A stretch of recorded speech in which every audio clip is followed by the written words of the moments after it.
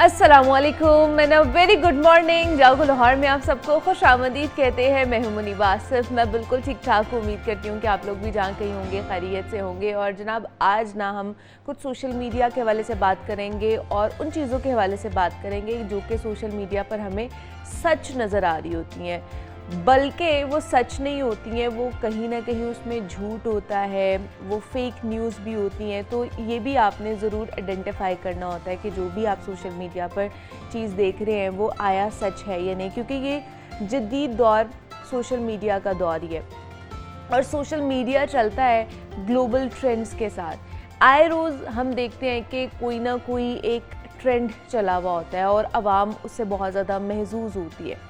हाल ही में भारत और पाकिस्तानी जो पानी के मामलात थे वो बंद करने की, आपको पता है, धमकियों के ख़िलाफ़ सोशल मीडिया पे बहुत सारी चीज़ें हुई। न्यूज़ भी बहुत सारी फेक जो है ना वो सर्कुलेट हुई। फिर जंग के हवाले से भी बहुत ज़्यादा बातें हुई कि शायद जंग हो जाएगी। फिर मीम्स ने वो तूफ़ान मचाया कि लोगों की ज़ुबानों पर जंग से ज़्यादा मीम्स की गुफ्तगू थी। किसी के लिए ये एक मज़ाहिया तरीके से कौम को पुरुमीद रखने का तरीका था, तो किसी के नज़दीक ये गैर संजीदा रवैया था। मगर एक बात ऐसी है जिस पर तमाम लोग मुत्तफ़िक होते हैं और वो ये है कि इन मीम्स का हमारे ऊपर बहुत ज़्यादा असर होता है। हम इनसे महजूज़ हों, अफसरदा हों या इनसे खुशी हासिल करें, हम इनसे मुतासर ज़रूर होंगे, हम इनको नज़रअंदाज नहीं कर पाएंगे। आप सबको और ख़ुसूसी तौर पर जो घरों में बैठी इस वक्त हमारी माएँ हैं उनको मीम्स के बारे में आगाह करना बहुत ज़्यादा ज़रूरी है, क्योंकि जिस किस्म की मीम्स एक शख्स शेयर और इन्जॉय करता है उसकी शख्सियत ना उसी किस्म की बनती जाती है। और दूसरा ये भी कि उन मीम्स में से बहुत ज़्यादा मवाद फहश और बेहयाई पर भी मबनी होता है, जिससे जो हमारे नौजवान हैं उनका अच्छा किरदार तश्कील होने के बजाय उल्टा ख़राब हो रहा होता है। तो इन मीम्स को सारा दिन देखते रहने से जो एक्सपर्ट्स हैं वो ये कहते हैं कि हम लोग जो है ना डोपामीन एडिक्शन का शिकार हो जाते हैं। 15 से 20 सेकंड्स की एक मीम को देखने से हमारा जो दिमाग है ना वो डोपामिन रिलीज़ करता है, जिसको खुशी का हार्मोन कहा जाता है। और मुसलसल देखते रहने से हम लोगों का जहन ये काम जारी रखता है और फिर हमें नशे की मानंद इसकी तलब होना शुरू हो जाती है और हम और मोबाइल चलाते हैं और ज़्यादा मीम्स देखते हैं। और आप मीम को एंजॉय करते हैं और करें, ज़रूर करें इन चीज़ों को, सोशल मीडिया को एंजॉय करें, मीम्स को एंजॉय करें, मगर एक हद तक, क्योंकि आप किस किस्म की मीम्स देखते हैं इस पर भी गौर करें और अपना जो मवाद है, अपना कंटेंट है, उसे बेहतर करने की कोशिश करें, क्योंकि इसी में आपका ज़हनी सुकून है और इसी में आराम भी है। क्योंकि इन सारी चीज़ों की वजह से बहुत से लोग डिस्टर्ब भी होते हैं, बहुत से लोग डिप्रेशन का शिकार हो जाते हैं, एंजाइटी का शिकार हो जाते हैं, परेशान हो जाते हैं। ये सोशल मीडिया पर सर्कुलेट जितनी भी चीज़ें कर रही होती हैं, वो थ्रू मीम्स हो, थ्रू पोस्ट हो, थ्रू स्टोरीज़ हो, वो किसी भी चीज़ के थ्रू हो, लेकिन वो हमारे ऊपर असर रखती है। लेकिन आजकल क्योंकि मीम्स का दौर है, हर कोई एक दूसरे को मीम्स भेज रहा होता है, कोई भी प्रॉब्लम होती है, कोई भी टॉपिक होता है ख़ासतौर पर, तो उसके ऊपर मीम्स बनना शुरू हो जाती है। तो आजकल क्योंकि पाकिस्तान और भारत का मामला चल रहा है, वो एक मैटर बहुत ज़्यादा कह लें कि हॉट टॉपिक बना हुआ है, तो उसके ऊपर बहुत सारी मीम्स आपने भी देखी होंगी बनते हुए, मैंने भी देखी हैं। लेकिन उनका असर हमारे ऊपर क्या हो रहा है, ये चीज़ें हमें देखनी चाहिए। और दूसरा ये भी है कि हम वो 20 या 15 सेकंड के जो मीम्स देखते हैं उसके बाद हम लोग फिर इतना उसको स्क्रॉल डाउन करते रहते हैं कि हमारे 2-3 घंटे कहाँ जाते हैं वो पता ही नहीं चलता। इसको कहते हैं कि आपकी डोपामिन एडिक्शन होती जा रही है। एक्सपर्ट्स इस हवाले से कहते हैं कि आपको उसकी इतनी तलब होना शुरू हो जाती है, आपको इसमें इतना कह लें कि इन्जॉयमेंट, एक्साइटमेंट और खुशी होना शुरू हो जाती है कि आप फिर उसी के मुताबिक चलना शुरू कर देते हैं। तो इसलिए किसी भी चीज़ की एडिक्शन ना हो उसके लिए आपको पहले ही कुछ कह लें कि एहतियात बरतनी चाहिए। तो ये आज का हमारा पैगाम था जो हमने आपके साथ शेयर किया है। अभी आगे बढ़ते हैं और आपको बताएं कि सिविल सर्विसेज का इम्तिहान पास करना ना हर बासलाहियत तालिब इल्म का ख्वाब होता है। अब इस इम्तिहान में कामयाबी के लिए वो सख्त मेहनत करते हैं, लेकिन कामयाबी चंद एक कदम चूमती है और अगर आप सिविल सर्विसेज के इम्तिहान में हिस्सा लेने का इरादा रखते हैं तो ये बात आप जहन में रखें कि आपको हज़ारों तलबा से मुकाबला करना पड़ता है, क्योंकि सिविल सर्विसेज के इम्तिहान का अहल होना कोई मुश्किल नहीं है, बशर्त ये कि अगर आप सही खतूत पर उसकी तैयारी कर रहे हैं।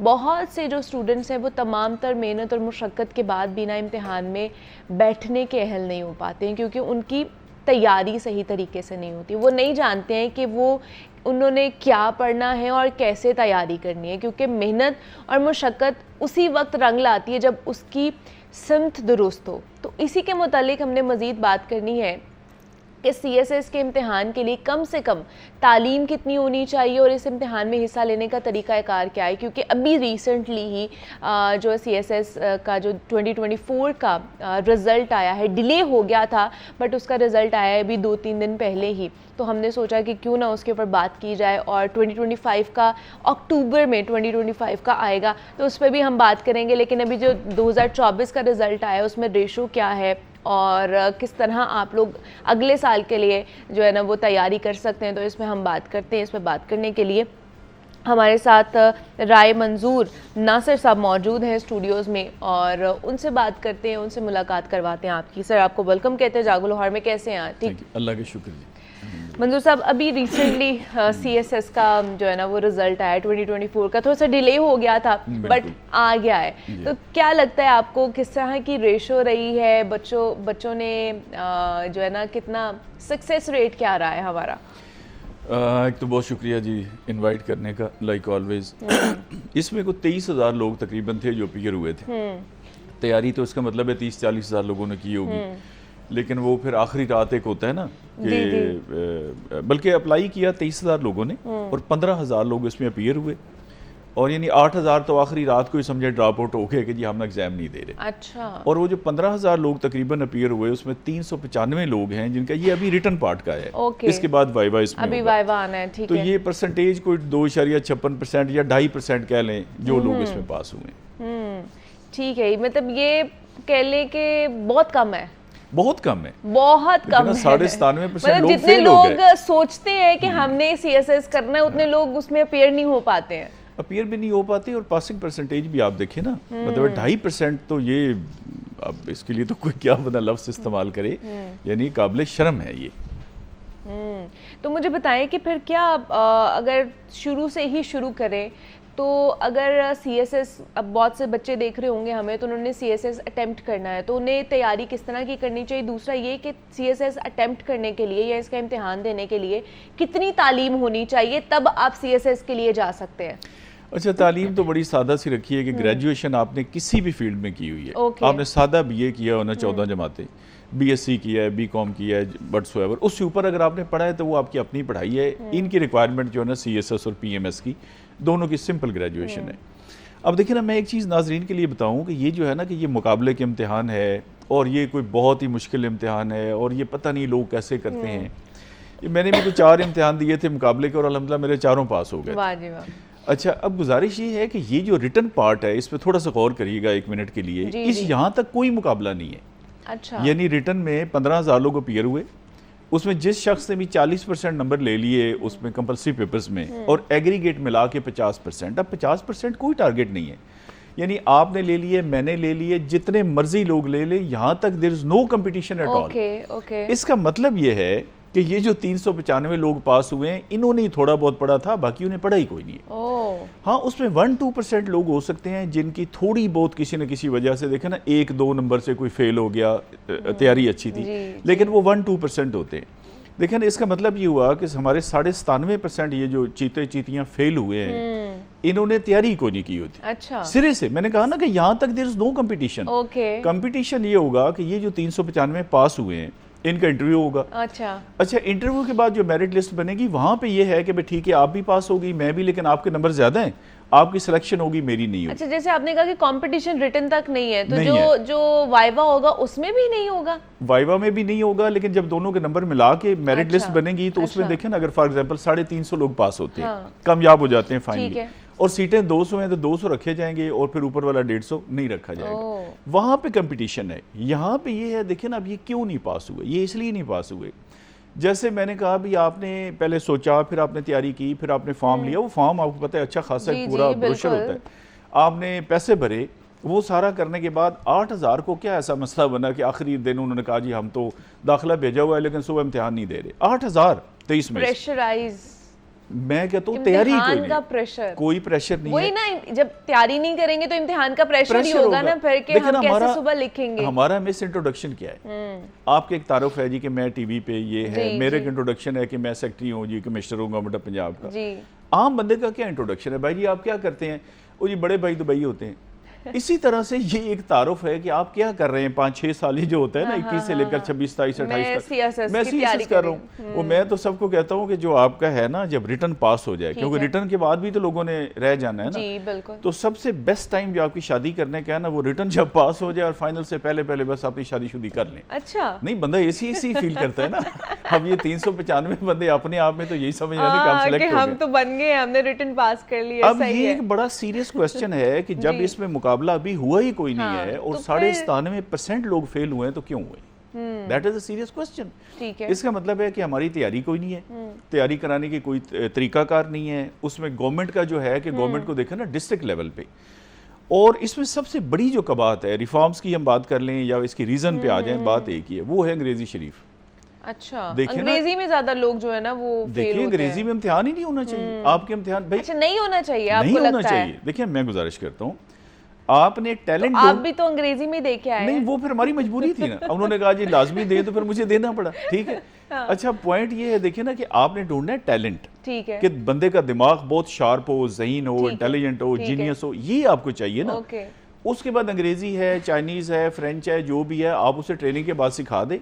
ये तो टैलेंट हंट का इम्तिहान होना चाहिए। सही। ये इम्तिहान है रट्टू तोतों का, और ये इम्तिहान है कि अंग्रेजी किसको ज्यादा आती है, और दैट इज द रीजन कि ब्यूरोक्रेसी वो परफॉर्म नहीं कर पा रही जो उसका असल रोल है। भाई देखिए ना, अगर मेरी मिसाल के तौर मेरा काम क्या है, मैं एसी हूँ या डीसी हूँ, आप वैसे उसका हिस्सा है उसका, लेकिन फिर भी आप ऐसी बात कर रहे उसकी हैं। देखिए बात इसलिए है ना क्योंकि हमने ना कुरान पढ़ा ना हदीस पढ़ी। अच्छा, चौथी सूरत है अन्निसा, उसकी आयत नंबर 135 ये हर मुसलमान को याद होनी चाहिए और दिन में 10 दफ़ा पढ़नी चाहिए। उसके मैं सिर्फ पहला फिक्रा जो पहला उसका जी, जी, हिस्सा है ना जरूर, आयत का, जरूर। वो ये है कि आई ईमान वालों सच्ची बात जरूर करो, सच्ची गवाही दो, इट्स मैंडेटरी। नंबर 2, खा वो तुम्हारी अपनी जात के खिलाफ हो और खा माँ बाप के खिलाफ हो और खा रिश्तेदारों के खिलाफ हो। देखिए ना हमारा मुल्क है, हमारे सामने तबाह बर्बाद, मतलब आप अगर कह रहे हैं कि सिस्टम में कहीं ना कहीं ऐसी चीजें जिनको अब चेंज करने की जरूरत है जी हमें। 100% है। देखिए ना एसी ने करना क्या है, एसी ने ये एसपी लग गए, अंग्रेजी दान हमने भर्ती कर ली, वो लग गए। उसे रेडी वाले से डील करना है, टांगे वाले से डील करना है, आम पब्लिक से डील करना है ना। दिन में अगर मेरे 400 विजिटर्स आते हैं एज अ कमिश्नर या डीसी या एसी, उनमें से कितने लोग हैं जो अंग्रेजी जानते हैं और बोलते हैं? तो भाई ये तो आप टैलेंट का इम्तिहान रखें, उर्दू में रखें। जब उर्दू में होगा, हमारे बच्चे जो अभी सारे, मतलब मेरी फैमिली है तो इंशाल्लाह सारे ही आ जाएंगे। अच्छा आपकी फैमिली है, अच्छा फिर ये लोग नहीं आएंगे, फिर ये 5% आएंगे। जो रियल टैलेंट है वो अल्लाह ने गाँव में रखा है, एग्जैक्टली वो हाँ, आएगा। वो आएगा। अच्छा दूसरा, जैसे अभी तो ये हो गया इनका रिटन हो गया, अब आगे वाइवा होगा। जी, जी। तो ये जो उनका थोड़ा सा उनको टाइम मिला है रिटन और वाइवा के दरमियान, जो बच्चे हमें देख रहे हैं उनके लिए आप क्या कहेंगे, किस तरह की तैयारी होनी चाहिए, वो वाइवा के लिए क्या क्या चीज़ें प्रिपेयर कर सकते हैं, कैसे इंटरव्यू हो सकता है उनका, क्योंकि आप तो देखे आए हैं, तो उनको थोड़ी सी टिप्स दें, उन्हें बताएं कि कैसा इंटरव्यू होना चाहिए, उनको कपड़े कैसे पहन के जाने चाहिए, उनकी लुक कैसी होनी चाहिए, क्योंकि ये भी अपीयरेंस भी जो है ना बहुत मैटर करती है। बिल्कुल। ये बड़ा कोर क्वेश्चन है आपका। सबसे पहले तो उनको दुआ करनी चाहिए, क्योंकि दुआ करने का यही टाइम है। आपका रिटर्न हो गया है और फाइनल होने से पहले पहले अच्छा। अल्लाह देखिए, अल्लाह ताला चाहेगा तो सारे रास्ते जी खोल देगा। ऐसे ही है। अच्छा बाकी देखिए ना कि वो एक नॉर्मल ह्यूमन बीइंग के तौर पे जाए। मैं इंटरव्यू सर हमने कंडक्ट भी बहुत किए हैं, इंटरव्यू लिए भी बहुत है। अब एक इंटरव्यू हम ले रहे थे कि 18 ग्रेड की जॉब थी, ऐसे एक भाई साहब एंटर हुए हैं, तो पहले तो कुर्सी देखे ना पड़ी है, तो भाई आप कुर्सी पे बैठ जाएं और इस तरह करके बैठे ना, आप नौकरी जी, लेने गए ना, जी। देने तो नहीं गए। जी अच्छा वो भाई साहब आए, उन्होंने कुर्सी घसीटी, वो मतलब सोफ़ा टाइप थी, जरा करके आवाज़ आई, तो खैर वो टांग पे टांग उन्होंने, मैंने तो ऐसे ज़रा, उन्होंने पूरी ऐसे टांग पे टांग रखी, ऐसे करके बैठ गए। इंटरव्यू तो हो गया उसका, वो पहले 15 हाँ, सेकंड में वो उससे बता पहले दिया सेकंड, हाँ। कि मैं क्या हूँ। पहले बिल्कुल। 15-20 सेकंड में आपका इंप्रेशन बन जाता है। Exactly, that's true. तो मैंने ऐसे ही पूछा, मैंने कहा चलें अब आ ही गया है तो उससे बातचीत, मैंने कहा जी आपकी क्वालिफिकेशन, कहता जी आपके भाई ने MBA किया हुआ है। यानी अच्छा। मेरे से पहली मुलाकात है, मैं एम्प्लॉयर हूँ, वो नौकरी लेने आया है। तो आपको डिसेंट एक होना चाहिए और वो नेचुरल होना चाहिए। ठीक जो है ना, कहीं भी देखें ना, अगर आप ओवर होते हैं ठीक है। तो वो भी बुरा है, और अपनी ज़ाहिर सी बात है अचीवमेंट्स भी आपने उनको बतानी होती है एक तरीके के साथ। अब देखिए ना हमारा आप इनको टेलीफोन करें मतलब ऑपरेटर्स को, किसी टेलीफोन वाले को, hello this is Akram, how can I help you. वो मुझे किसी ने कहा, मैंने कहा जी आप हेल्प करेंगे? जी yes I will help you. मैंने कहा जी 2 करोड़ रुपए चाहिए थे। सॉरी वो तो मैं नहीं दे सकता। मैंने कहा तुमने कहा है मैं हेल्प। मैंने कहा पूरी दुनिया में लोग कहते हैं how can I serve you, मैं आपकी क्या खिदमत कर सकता हूँ? अच्छा मैं मैडम आप होल्ड कर, मैं आपको गाइड करता हूँ। तू मैट्रिक पास है तो लोगों को गाइड करेगा, तू क्या आज़म बन गए? तो देखिए ना जिस कौम की कॉर्पोरेट सेक्टर की ये तमीज़ है, तो ये बड़ा आपका कोर क्वेश्चन है कि देखिए ना एक तो अपनी जो अपने सब्जेक्ट पढ़े हैं वो सारे तैयार हूँ, ठीक है। अच्छा उस दिन बाज़ का तो वो पूछ लेते हैं आज इस्लामी तारीख क्या है, गोल्ड का रेट क्या है, जो उस दिन का सुबह का न्यूज़पेपर है ना वो लाजमी बंदा पढ़ के जाए। कौमी तराना पूछ लेते हैं, दुआ कनूत पूछ लेते हैं, यानी जो आम चीज़ें हम समझते हैं ना ये आनी चाहिए, अपना सब्जेक्ट आना चाहिए और बंदे को डॉजिंग पर्सनैलिटी नहीं होनी चाहिए। अगर आपको नहीं आता आप साफ बता दें सॉरी मुझे नहीं आता। अच्छा आप ये कह सकते हैं कि आपको नहीं आता, कोई चीज आपको नहीं आई तो आप मेरे जो पहले 4 सवाल थे, चारों में मुझे शक था और चारों में मैंने यही कहा जी I am sorry, I am really sorry, I don't know. लेकिन वो अच्छा देखिए वो आपको ओवरऑल जज कर रहे होते हैं, ओवरऑल एक पर्सनैलिटी जज कर रहे होते हैं कि इस बंदे को अगर हम तहसील का हेड बनाते हैं, कॉलेज से डीसी लगना है, कमिश्नर लगना है, बड़ी सीटों पे जाना है, तो ये कोई इस तरह का तो नहीं है कि क्या चीज़ है, क्या एप्टीट्यूड जो है ना वो जज कर रहे होते हैं, जो वहाँ पे बैठे हुए होते हैं, वो जो कैंडिडेट आता है उसकी चीज़ें, क्या एटीट्यूड होता है, क्या एप्टीट्यूड उनका होता है? मैंने कहा बिल्कुल आपको नेचुरल होना चाहिए, आपको समझदार होना चाहिए, तमीज़दार होना चाहिए। अब देखें ना वो जो बंदे बैठे हैं वो सारे 22 ग्रेड से रिटायर्ड है, AC DC commissioner chief secretary वो रह चुके हैं और पूरा पैनल बैठा है। मतलब वो आपसे कहते हैं कि बेटे व्हाट्स योर नेम, नहीं वो कहते हैं अच्छा बेटे आपका किस ताल्लुक कहाँ से है, तो आपको उर्दू में ही जवाब देना चाहिए क्योंकि उनको इंग्लिश आपसे ज़्यादा आती है। अच्छा हो सकता है पंजाबी में आपसे कहें कि अच्छा तुसी यह गल दसो जी अनारकली दे बारे, तुसी अनारकली दे रहने वाले हो, तो फिर आप पंजाबी में बात करें। अच्छा यानी आप उनको फील कराएं कि आप सुपीरियर हैं, मैं आपके जैसे आप बाप से बात करते हैं। तो मैंने कहा ये जो है ना बिल्कुल सिर्फ अंग्रेजी ये काम नहीं आती, ओवरऑल पर्सनैलिटी आपकी देखी जाती है। ठीक है, मतलब कि आपने उस एटमॉस्फेयर को, उस एनवायरनमेंट को देखकर जो है ना चीजें ऑप्ट करनी है। एग्जैक्टली और ये देखिए ना आप अगर यहाँ भी कहीं आपकी जॉब है, मेरी जॉब है, या हम किसी बंदे से इंटरेक्ट करते हैं तो यही चीज़ें जो मैं बता रहे हैं कि जितना आप नेचुरल होंगे उतना आप ज्यादा पेनिट्रेट करेंगे, ज्यादा अच्छा होगा। अब देखिए ना वीडियोस अभी आप सोशल मीडिया की बड़ी जबरदस्त आपने बात की मीम से, देखिए जितना वीडियो नेचुरल होती है इतनी वो वायरल होती है। बेशक ऐसे ही है। लेकिन राय साहब हम लोग जैसे सोशल मीडिया पे भी आजकल वो CSS इम्तिहान का इंटरव्यू कंडक्ट कर रहे होते हैं तो वो वीडियो सोशल मीडिया पे सर्कुलेट हो रही होती है, तो उसमें तो बच्चे कहते हैं बहुत मुश्किल सवाल पूछ रहे होते हैं, फिर बहुत कह लें कि मुश्किल अंग्रेजी भी बोल रहे होते हैं, तो ऐसे मामले में फिर कैसे क्या करना चाहिए? देखिए ना कुछ मुश्किल सवाल जान के वो लोग पूछते हैं। ओके वो ये है कि फॉर एग्जांपल इसका मकसद ये है कि आप बन गई असिस्टेंट कमिश्नर या आप बन गई ASP, तो एक ऐसी मुश्किल सिचुएशन आ जाए तो हाउ वुड यू डील। ये नहीं है कि उसका आपको लाजमी जवाब आना चाहिए, असल ये है कि हाउ डू यू रिएक्ट। अच्छा उस पर बाज़ आप गुस्से में कि जी ये कौन सा सवाल है जी, मैंने कोई ये सब्जेक्ट पढ़ा हुआ है आप मुझसे पूछ रहे हैं। एक ये भी हो सकता है कि सॉरी जी मुझे नहीं आता, मतलब उसी बात को हैंडल आप कैसे करते हैं। ये बिल्कुल नीलामगर नहीं है कि जी आपके इतने बटा इतने सवाल ठीक है तो आप लाजमी पास हो जाएंगे और इतने फेल हैं। असल ये है कि आप अच्छा बाज़ का तो हो सकता है वो जान के आपको गुस्सा दिलाएं, अच्छा तो फिर आपको गुस्सा नहीं करना चाहिए। अच्छा देखिए ना अगर एक आपको सवाल नहीं आ रहा और एक आप लड़ाई करना शुरू कर दें तो इसका मतलब है आप तो मेंटली स्टेबल ही नहीं है। तो ये आपकी सारी चीजें देखी जाती है कि आप मेंटली कितने फिट हैं और चीजों को, सिचुएशंस को किस तरह लेकर चलते हैं। तो जनाब रिटन तो हो गया है, तो आप वाइवा के लिए तैयार हो जाएं। कुछ टिप्स जो है ना वो मंजूर साहब हमें दे के जा रहे हैं कि आपने किस तरह तैयारी करनी है, क्या क्या चीजें आप लोग करके जा सकते हैं। तो राय मंजूर नासिर साहब हमारे साथ मौजूद है, थैंक यू सो मच मंजूर साहब कि आप आए और इसके ऊपर हमारे साथ बात की है। जनाब अब कुछ सेहत के हवाले से, खाने पीने के हवाले से बात करते हैं। तो जनाब आजकल ना एक ऐसी चाय, एक ऐसी कॉफ़ी बहुत ज़्यादा मशहूर है जिसे माचा कहा जाता है। आजकल ये सोशल मीडिया पर भी बहुत ज़्यादा ट्रेंडिंग में है और आप अपने घर के बच्चों के हाथों में भी ये चीज़ देखते होंगे। उन्होंने जब बाहर जाना है तो वो कहते हैं जी हमें माचा कॉफ़ी चाहिए। मगर माचा जो है ना वो कोई नई चीज़ नहीं है, बल्कि जापान में ये सदियों से बड़े पैमाने पर तैयार की जा रही है। माचा दरअसल चाय के सब्ज़ पत्तों को पीस कर बनाया गया एक पाउडर होता है और जापान में इस पाउडर को गर्म पानी में या फिर दूध में डालकर रिवायती जो मशरूब होता है उनका वो बनाया जाता है और जिसको मुख्तलिफ तकारीब में वो पेश करते हैं, उसको पीते हैं और ये जापानी सकाफ़त का हिस्सा है। हालिया बरसों में इस सब्ज़ रंग के जो पाउडर है इसके इस्तेमाल में एक जिद्दत नज़र आई है और अब इसे हॉट या फिर आइस लाटेज़, मीठे पकवानों या फिर इवन दो कि स्किन केयर प्रोडक्ट्स में भी इसको इस्तेमाल किया जा रहा है। तो इट मीन्स कि इसके कहीं ना कहीं बहुत फ़ायदे हमें मिलते हैं। तो हमने इसी वाले से आज बात करनी है कि जो माचा है वो है क्या, उसके क्या फ़ायदे हैं, इनको कौन पी सकता है कौन नहीं पी सकता है।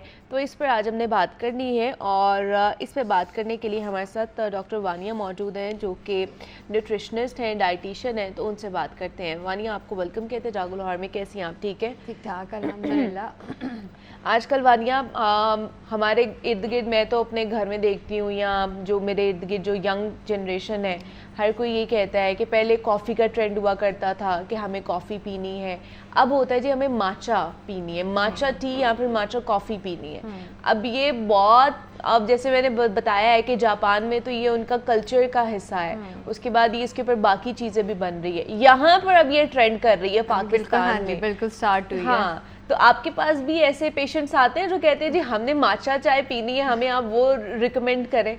हाँ जी, बिल्कुल आते हैं। बल्कि वो एक वो है ना कि इसको मॉडर्नाइज कर दिया है कि जी अच्छा माचा पीने जा रहे हैं, हम माचा चाय पी रहे हैं तो हम बहुत ज्यादा मॉडर्न हो गए और बहुत ज़्यादा मतलब हेल्दी। सिर्फ माचा चाय पीने से जो है ना हम हेल्दी हो जाएंगे।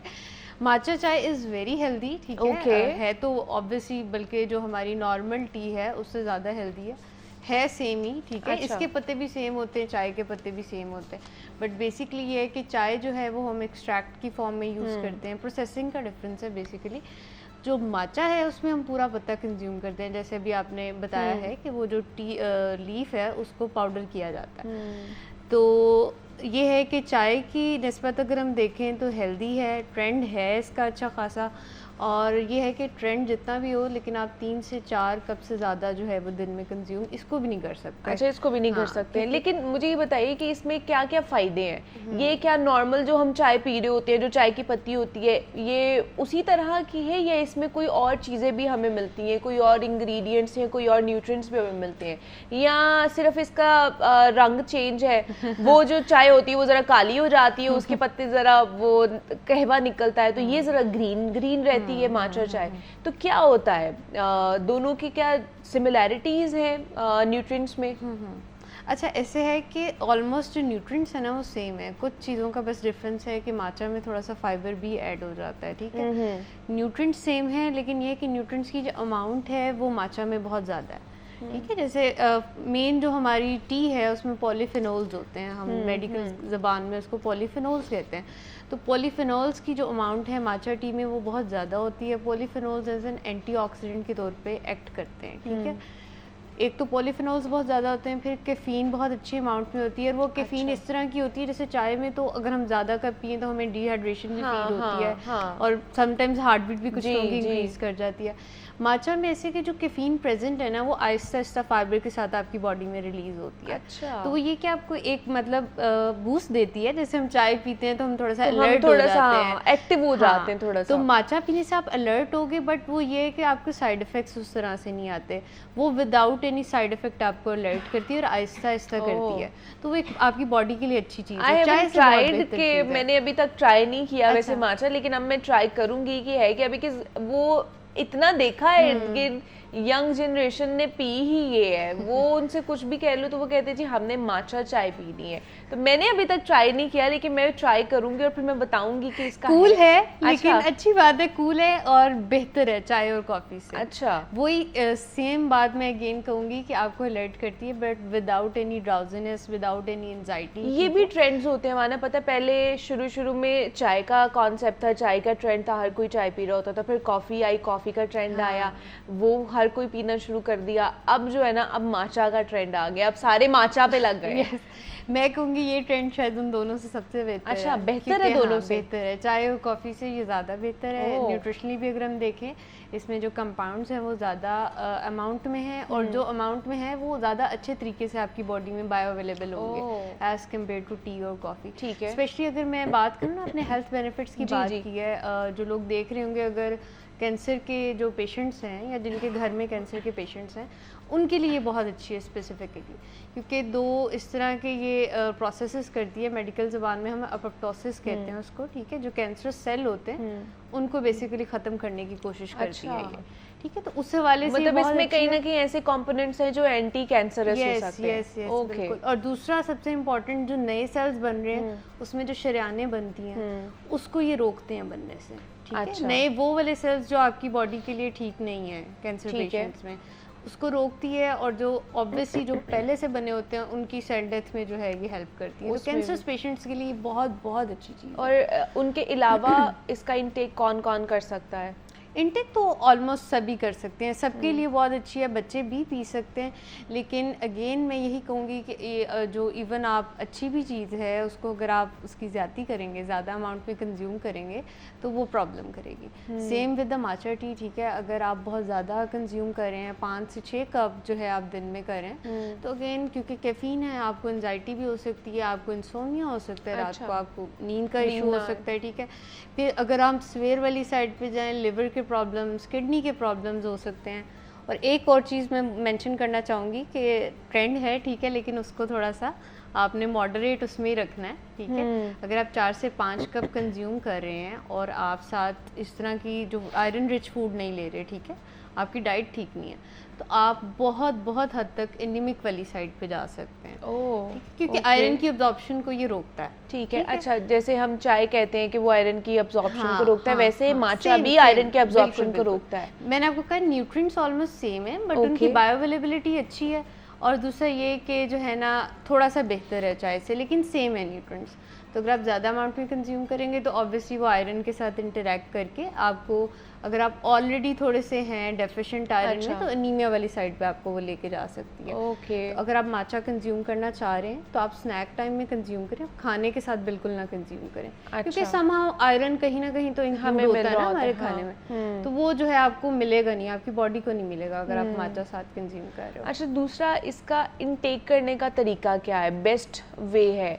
मतलब जैसे इसको हॉट माचा, हॉट टी या आइस लाटेज भी, उसमें भी माचा हमें मिलता है, वो भी पी जा रही है। मतलब डिफरेंट इसके कह लें कि रेसिपीज़ है ना। कुछ लोग इसको स्मूदीज़ में भी डाल के पी रहे हैं, कुछ लोग मिल्क शेक्स में, कुछ लोग इसको जैसे हम लोग खाली ग्रीन टी पीते हैं उस तरीके से कहवे के तौर पे भी पी रहे हैं, कुछ इसको जो है ना मिल्क के अंदर डाल के जो है ना वो कॉफ़ी या फिर टी के तौर पे पी रहे हैं। तो इसका बेस्ट वे क्या है पीने का, जिसके लिए मतलब जो हमारे लिए सेहत के लिए भी अच्छा हो? अच्छा, बीइंग अ डाइटिशियन वैसे तो आप कंज्यूम कर सकते हैं, कोई इतना मसला नहीं है, बट अगर हम देखें तो ज़्यादा सबसे बेहतर जो फॉर्म है वो कोशिश करें कि आप सिंपल जैसे हम ग्रीन टी कंज्यूम करते हैं, या आप लाटे, आइस लाटे की फॉर्म में भी ले सकते हैं, बट ट्राई टू मतलब आप उसके अंदर मिल्क और इस तरह की चीज़ें ना ऐड करें। जैसे मैंने पहले पीछे मेंशन किया है कि आयरन होता है, ठीक है, और न्यूट्रिएंट्स होते हैं, उसके साथ ना ये चिलेट कर जाते हैं, वो आपको न्यूट्रिएंट्स अवेलेबल नहीं होंगे फिर, ठीक है। मसला कोई नहीं है, लेकिन एक वो बायोअवेलेबिलिटी का इशू आ जाता है कि दूध के न्यूट्रिएंट्स आपको नहीं मिलेंगे, या आप कोई उसके अंदर फ्रूट अगर डाल रहे हैं वो नहीं मिलेगा, तो कोशिश करेंगे उसको सिंपल फॉर्म में कंज्यूम करें, not with any food product, ठीक है, क्योंकि वो टी है।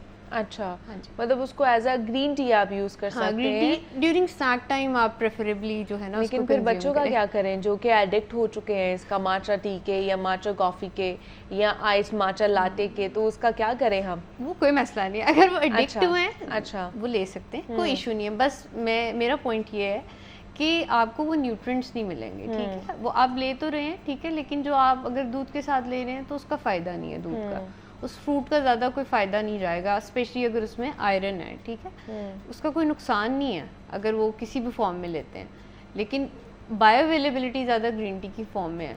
एडिक्शन सिर्फ 1 से 2 कप तक होनी चाहिए, और बच्चों का आई रिकमेंड कि आप 1 कप से ज़्यादा एक्सीड ना करें, ठीक है। मतलब आप उसको इस फॉर्म में ले सकते हैं कि आप ग्रीन टी की फॉर्म में ले सकते हैं। अच्छा, दूसरा यूजुअली हम जैसे कॉफ़ी खाली ब्लैक कॉफ़ी पीते हैं या कहवे पीते हैं, तो हमारा कहीं ना कहीं ये भी कॉन्सेप्ट होता है कि हमारा वेट लॉस भी होगा इससे। सबसे इम्पोर्टेंट कॉन्सेप्ट ये होता है, ये इम्पॉर्टेंट चीज़ होती है हमारे माइंडसेट में कि हमने इसे वेट लॉस भी करना है, इसलिए हम ज़्यादा ग्रीन टी का इस्तेमाल कर रहे हैं, यहाँ पर ब्लैक कॉफ़ी का इस्तेमाल कर रहे हैं। तो क्या ये भी वेट लॉस में हमें मदद देती है या नहीं देती है? बिल्कुल, अगर जहाँ भी लव्स टी का आ जाएगा, हाँ। It helps in weight loss, ठीक है। ये स्पेसिफिकली इस तरह से करती है कि ये फैट ऑक्सीडेशन, फैट को तोड़ने में हेल्प करती है।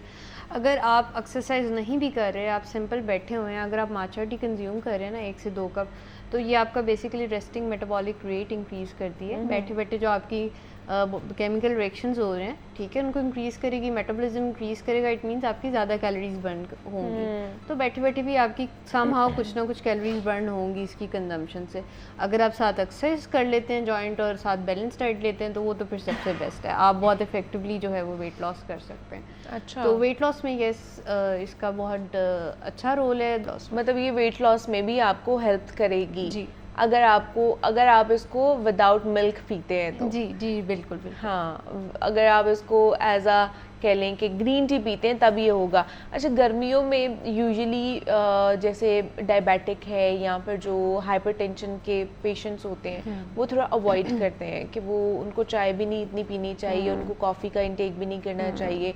एक तो हाइपरटेंशन वाले आपको पता है और ज़्यादा फिर उनकी बीपी का मसला हो जाता है। तो फिर मुझे बताइए कि क्या उनको इंटेक करना चाहिए कि नहीं करना चाहिए? अच्छा, माचा टी या कोई भी टी है, अगर आप उसको सही फॉर्म में कंज्यूम करें, डायबिटिक के लिए वो ज़्यादातर बेहतर होती है। हाँ, आप उसको 1 या 2 कप से ज़्यादा जो है वो इंक्रीज़ ना करें, ठीक है, क्योंकि बेसिकली ये जो टीज़ हैं इनके अंदर पॉलीफेनोल्स हैं, अगेन ये इंसुलिन सेंसिटिविटी बेहतर करते हैं, तो डायबिटिक्स के लिए तो ये बहुत अच्छी है। अच्छा, अगर उनको कोई मसला नहीं है। अच्छा, डायबिटिक्स के लिए अच्छी है? डायबिटिक्स के लिए वो अच्छी इसका है इंटेक कर सकते हैं? बिल्कुल कर सकते हैं। हाइपरटेंशन का आपने जो स्पेसिफिकली मेंशन किया है, वो ऑब्वियसली जो है ना, ये ब्लड प्रेशर अगर जिनको बहुत ज़्यादा मसला है बीपी का, वो ना कंज्यूम करें। जिनको मॉडरेट है वो 1 कप कंज्यूम कर सकते हैं। जिनको ज़्यादा इशू है उनके लिए थोड़ा सा ये प्रॉब्लमेटिक है, क्योंकि कैफीन है, तो ये आपका जो बीपी है वो मज़ीद इंक्रीज़ करती है। ठीक है, कि मतलब आपने जो डायबिटीज वाले हैं वो कर सकते हैं, जी, थोड़ा बिल्कुल, बहुत इसका इंटेक बिल्कुल, बिल्कुल, एक दिन में 1 कप पी सकते हैं। बिल्कुल। लेकिन जो हाइपरटेंशन वाले हैं वो ना ही करें, इंटेक तो ज़्यादा बेहतर है उनके लिए। लेकिन क्या ये ऐसे भी है कि जो बच्चे हैं या एज ग्रुप वाइज भी आप डिफाइन कर सकते हैं कि किसको कितना पीना चाहिए कि किसको नहीं पीना चाहिए? अच्छा, एज ग्रुप का ये है कि ऑब्वियसली जो 18 इयर्स से जो नीचे लोग हैं, कोशिश करें कि वो जो है आधा कप लेकिन कोई कंज्यूम तो नहीं करता, ये एक रिकमेंडेड अमाउंट है। अगर आप 1 कप भी कर रहे हैं तो कोशिश करें कि बाकी आपकी डाइट जो है वो बैलेंस्ड हो, ठीक है। जो एडल्ट्स हैं वो 2 कप कंज्यूम कर सकते हैं, और जो प्रेग्नेंट फीमेल्स का मैं स्पेसिफिकली मेंशन करना चाहूँगी, और लैक्टेटिंग मदर्स का, वो 1 कप तक रखें, क्योंकि ये डिहाइड्रेशन कॉज कर सकती है, अगेन टी है, ठीक है। तो इस तरह से जो है आप इसका सेट कर सकते हैं। ठीक है जी, हमारे साथ डॉक्टर वानिया मौजूद थी और हम माचा टी के हवाले से बात कर रहे थे कि इसको कैसे इंटेक करना है, कौन कौन इसका इंटेक कर सकता है। तो doctor Vaniya, thank you so much कि आप आई। यहाँ पे एक छोटी सी ब्रेक लेते हैं, मिलते हैं इस ब्रेक के बाद।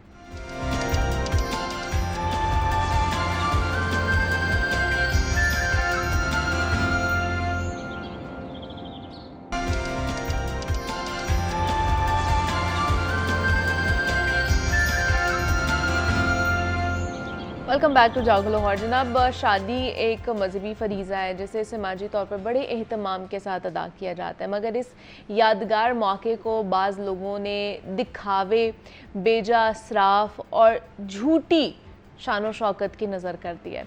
शादी और इससे मुंसलिक रस्मों पर जो लोग ज़्यादा पैसा खर्च करते हैं ना, उनको अमूमन मुआशरे में उतनी ही ज़्यादा इज़्ज़त दी जाती है, और शादी के कई दिनों तक उस घराने के चर्चे भी होते हैं और लोग पसंद भी करते हैं कि हमारे चर्चे रहे फैमिलीज़ में। जबकि जिन गरीब वालिदैन के पास इन फजूल रसूमात की अदायगी के लिए पैसा नहीं होता, चुनाचे उन्हें अपनी ख़ानदान में बड़ी शर्मिंदगी भी उठानी पड़ती है। तो लड़की को तमाम ससुराल वालों से वालिदैन की गरीबी के ताने भी सुनने पड़ते हैं। वो रस्म, वो रिवाज जो सदियों से बड़े बूढ़ों के बनाए हुए चले आ रहे हैं, जिनकी पैरवी ना करने से हमारी बरादरी में नाक कट जाती है।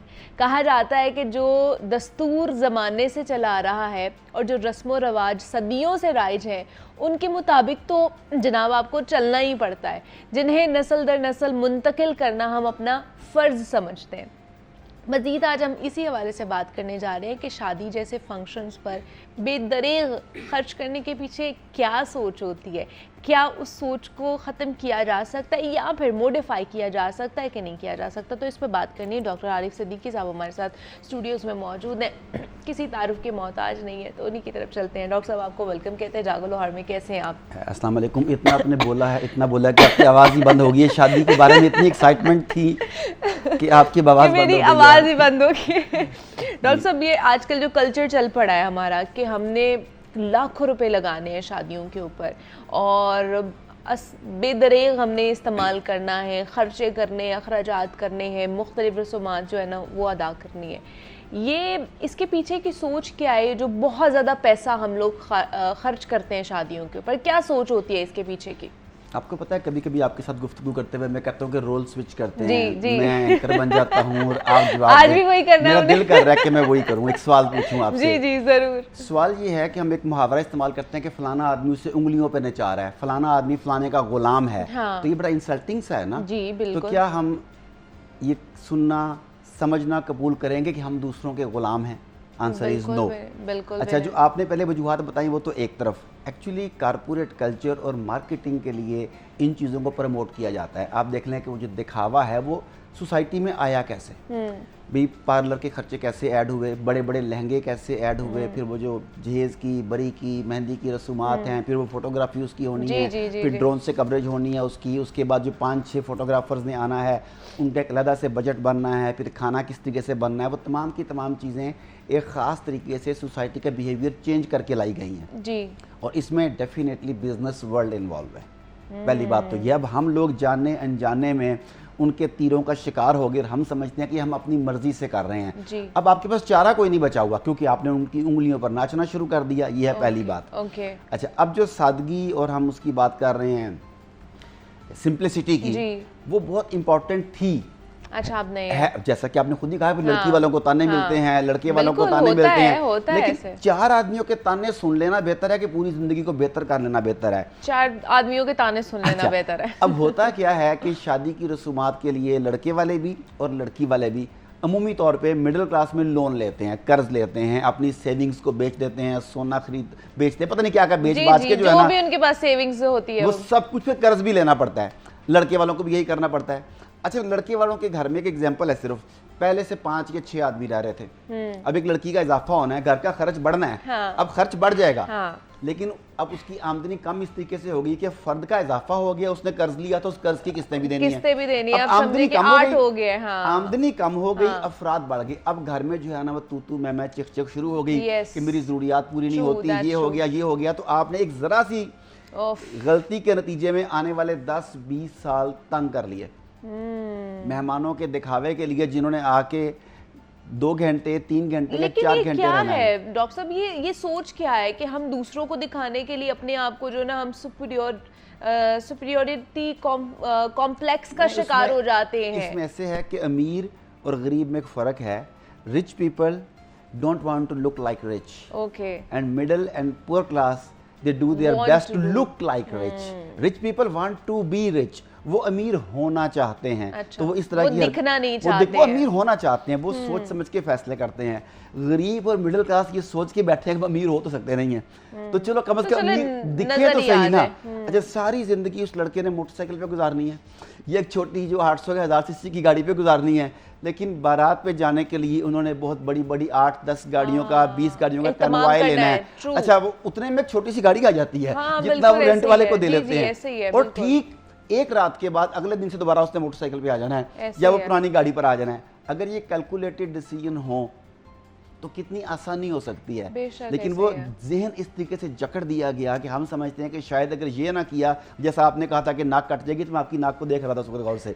अच्छा, वो भी कटी हुई नहीं लग रही थी मुझे, और मैंने अपने भी गौर की, मेरी भी नहीं कटी हुई। इसका मतलब है कि अगर हम इन चीज़ों को अवॉइड करते हुए भी अपनी नाक बचा सकते हैं, तो जो हमारा व्यूअर है उसकी नाक भी बच सकती है। खुदारा अपने पेरेंट्स के ऊपर, अपने बड़े भाइयों के ऊपर रहम करें। बेशक ऐसे ही है, रहम करें। वो अपनी सारी जिंदगी की जमा पूंजी आपके ऊपर लगा देते हैं और बाद में फिर अब खुश नहीं होते। तो बेहतर ये है इन्हें सादगी से रखें और आने वाली ज़िंदगी को आसान करने की कोशिश करें। लेकिन ये दिखावा, ये मैं तो कहूँगी कैसे हम अपनी ज़िंदगी से निकाल सकते हैं, बिकॉज कहीं ना कहीं ये चीज़ें और ज़्यादा होती जा रही है डॉक्टर साहब। हम जितना इसको कहते हैं कि ख़त्म करने की कोशिश करें, ये और ज़्यादा बढ़ती ही जा रही है। आप एक चीज़ करते हो, आप घर में एक शादी करते हो ना, अगर वो अच्छी शादी हुई है, आप अगली शादी करना चाहोगे तो आप चाहोगे इससे भी और ज़्यादा अच्छी हो। वो आपके अलावा फिर सोसाइटी की तवक्कुआत ये हो जाती है कि चूंकि उन्होंने ये किया था कि पहली शादी ये हुई थी, अब अगली शादी इससे भी ज्यादा ग्रैंड होगी। अच्छा, अब दिखावे से क्या होता है, एक तो दूसरों के लिए मसाइल कि आपके आसपास मोहल्ले में रिश्तेदारों में भी वैसी शादी का एक आपने स्टैंडर्ड बना दिया, सबके लिए वैसी होनी चाहिए, एक तो ये हो गया। और आपने भी अपने घर की बाकी शादियों के लिए भी एक प्रॉब्लम खड़ी कर दी। फिर लड़के लड़की की तवक्कुआत बढ़ जाती है कि इन्होंने शादी पे इतना कुछ किया है तो मेरे लिए ये क्या करेंगे। एक अलग से एक चैलेंज उसके बाद जिंदगी में शुरू हो जाता है। तो देखा जाए तो ये बेसिकली तो दो खानदानों का मिलाप है शादी। तो आप दो खानदानों के मिलाने के चक्कर में 100 खानदानों को नाराज़ करके बैठे हुए हैं, उनके लिए मुश्किलात पैदा कर रहे हैं। हम कहते हैं कि शादी आसान करो, हम कहते हैं निकाह आसान करो, लेकिन रुकावटें तो ये हैं। मैं टीवी प्रोग्राम में बैठा हुआ था, अभी जहेज़ पे उस पर बात होने लग गई कि ये तो एक लानत है। मैंने कहा बिल्कुल, ख्वातीन बैठी थी कुछ साथ, तो मैंने कहा ये तो हम सब मानते हैं कि जहेज़ लानत है, मगर ये बताएं कि बरी 5 लाख का लहंगा और पार्लर का 2 लाख का बिल, ये कौन सी सुन्नत रसूल है। नहीं, सही कह रहे हैं, बिल्कुल सही है। कम्युनिकेशन है ना कि हम एक चीज को मुसलसल कर रहे हैं, लेकिन मैं खुद इसके हक में नहीं हूँ, मैं खुद इसके हक में मुझे पता है, इसीलिए मैंने आपको कह दिया। मैंने खुद अपनी बड़ी आराम से सुकून से फजूल खर्ची नहीं की, इसीलिए आराम और सुकून से बैठी हुई है ना, exactly। वरना वो किस्तें उतार रही होती जो है उसकी। बेशक। तो अगर हम इन तमाम चीज़ों को मैनेज कर लें तो लड़की वालों के भी एक्सपेंस बचते हैं, लड़के वालों के बचते हैं। आप साथ 2-4 और घरों की शादियां करवा सकते हैं, आप लोगों की जिंदगी में बदलाव ला सकते हैं, आप अपना फ्यूचर सिक्योर कर सकते हैं डॉक्टर साहब। आप चले किसी और के लिए ना भी करें, आप अपना फ्यूचर सिक्योर कर सकते हैं। बिल्कुल अपना फ्यूचर। लेकिन हमने देखना यह है कि लोग क्या देख रहे हैं और हमें वक्ती तौर पे उस टाइम लोगों की सेटिस्फेक्शन के लिए हम काम कर रहे हैं। अब आप शादी के कपड़े देख लें, लड़के वाले जो है, मैं तो अपने घर में अक्सर अपनी मिसेस को कहा करता था कि जो शादी वाला मेरा सूट था ना, वो 14 साल तक मेरा चलता रहा है। मेरी फिटिंग भी नहीं अल्हम्दुलिल्लाह चेंज होती है, और वो पहनना कितना होता है, लेकिन 14 साल तक मैंने उसे यूज किया फंक्शंस में, और फिर मैंने गिफ्ट किया किसी को, यानी कि वो खराब नहीं होने दिया। वाह वाह, क्या लेकिन जो ख्वातीन के जो कपड़े बनते हैं शादी के ऊपर, क्या वो पहने जा सकते हैं? नॉर्मली जो पहनते हैं, नॉर्मली नहीं, लेकिन आपको उसको रीयूज करना आना चाहिए। yes। अच्छा, अब हो क्या रहा है कि एक 50 का बहुत भारी काम का जो है, मैं 50,000 का दुपट्टा है, खाली लाख का दुपट्टा है, फिर सूट ऐसा है, और वो आप सिर्फ और सिर्फ फंक्शन में पहन सकते हैं, वैसे नहीं। अच्छा, फंक्शन आपने 2 या 3 साल में कितने अटेंड करने हैं, उसकी कॉस्ट निकाल लें। और खास तौर पे ये जो आप अपने बारात का और जो वलीमे का लेते हैं ना, 10-10, 15-15 लाख का, ये तो आप दोबारा पहन भी नहीं सकते। तो ये फजूल खर्ची इसमें भी होती है। और वो किसी को देते हुए वैसे दिल घटता है आपका। हाँ, ट्रू, कि यार ये मैं इतना महंगा कैसे, तो खुद भी इस्तेमाल नहीं करना आपने। और उसके अलावा भी वो लहंगे वगैरह के अलावा जो शादी के कपड़े इतने भारी काम वाले होते हैं, मतलब आप देखें ना, इस ड्रेस में आपने आना है यहाँ पे, अब आप वो बहुत काम का होता है, जो कैसे बैठेंगी आप, कितने दिन बैठेंगी, मौसम पाकिस्तान का कैसा है, लेकिन वो दिखाने के लिए जरूरी है, क्योंकि 10-12 लाख के वो कपड़े भी हों जो इस्तेमाल ना किए जा सकें, जो सिर्फ फोटोशूट के लिए काम है, साल में एक दफा पहनना है, और दूसरे साल फिर ख्वातीन कहती हैं ये देखा हुआ है। अब बंदा पूछे भी आपकी शक्ल भी देखी हुई है, आपको तो नहीं बदल रहे, तो कपड़ा भी वही पहन लो आप। लेकिन ये जो माइंडसेट है, ये चेंज करने की जरूरत है। बहुत सी चीज़ें हमारी नॉर्म्स में आ जाती हैं, हमारे कल्चर का हिस्सा बन जाती हैं, हमारे रिवायात का हिस्सा बन जाती हैं, तो उनको फिर कैसे ब्रेक किया जा सकता है? उन नॉर्म्स को ख़ास तौर पर, जैसे हम कहते हैं कि 1000, 1500, 2000 का भी शादियों पे वलीमा भी, बारात भी हो जाती है, ये भी एक कल्चर है बहुत सी जगहों पे। तो इन कल्चर को भी ब्रेक किया जा सकता है, नॉर्म्स को ब्रेक किया जा सकता है? बिल्कुल। देखिए, नॉर्म्स डिफरेंट सोसाइटी की, उसके डिफरेंट पार्ट्स उनके डिफरेंट हैं। अब आप समझें कि जो 1000-2000 का बारात का या वलीमे का फंक्शन है, इसमें भी प्रॉब्लम नहीं है, लेकिन आप इस बात को नहीं समझ रहे कि वो जो फंक्शन है वो उनका कारोबारी फंक्शन है। आप अपने आप को उनके मुताबिक खड़ा करके देख रहे हैं, पर ये नहीं देख रहे कि उनका उनसे बेनिफिट क्या है। अगर उन्होंने 2000 आदमी बुलाया है या 1000 आदमी बुलाया, आप देखें या तो उनकी इसमें पॉलिटिकल गेन्स होंगी या उसमें उनकी फाइनेंशियल या बिजनेस गेन्स होंगी। उन्होंने उसको एक बिजनेस गैदरिंग का जरिया बनाया है, किस तरीके से लोगों को बुला के बिजनेस डेवलप करना है। क्या आपकी ऐसी पॉकेट है जहाँ बिजनेस डेवलप कर रहे हैं? क्या पॉलिटिकल फिगर है? क्या भी सारा कुछ कर रहे हैं? अगर ये सारा कुछ नहीं कर रहे तो आप उस ट्रैप में क्यों फंस रहे हैं? हाँ, बिल्कुल। देखें ना, वो नॉर्म्स उन लोगों की जिन्होंने से बिजनेस डेवलप करना है, आपकी तो वो नहीं है। आपने अपने मुताबिक देखना है कि मुझे क्या करना है। तो कहते हैं कि dead fish go with the flow. हाँ, तो अगर आप मुर्दा हैं तो जैसा फ्लो है वैसे जा रहे हैं, अगर आप में जान है, तवानाई है, तो you will go against the flow. तभी तो मजा है जीने का, तभी तो मजा है। बिल्कुल ऐसे ही है। तो ये चीजें देख लें कि आपने वैसे भी आजकल शादियों का सीज़न शुरू हो गया है, ये गर्मी है लेकिन फिर भी सीज़न शुरू हो गया है, तो बहुत सी चीज़ें हैं जो कि हमने देखनी भी हैं। आपने देखनी है कि आपकी कहाँ पर फजूल खर्ची हो रही है या आप कहाँ पर हाथ रोक सकते हैं, बिकॉज़ आज अगर आप बहुत ज़्यादा फजूल खर्ची करेंगे तो आपका जो फ्यूचर है ना वो सफ़र करेगा। तो आपने ये भी चीज़ें देखनी है कि आज अगर आप कहीं पे हाथ रोक रहे हैं और उस वजह से आपका फ्यूचर सिक्योर हो रहा है तो ये भी अच्छी चीज़ है, आप उसको भी लेकर चल सकते हैं, इस ऑप्शन को भी ऑप्ट कर सकते हैं। तो हमारे साथ डॉक्टर आरिफ सिद्दीकी साहब मौजूद थे, हम बात कर रहे थे कि शादियों के ऊपर जो बहुत ज़्यादा फजूल खर्ची कर रहे होते हैं उनकी सोच क्या है, उसके पीछे की सोच क्या है, उसको तब्दील किया जा सकता है, नहीं तब्दील किया जा सकता।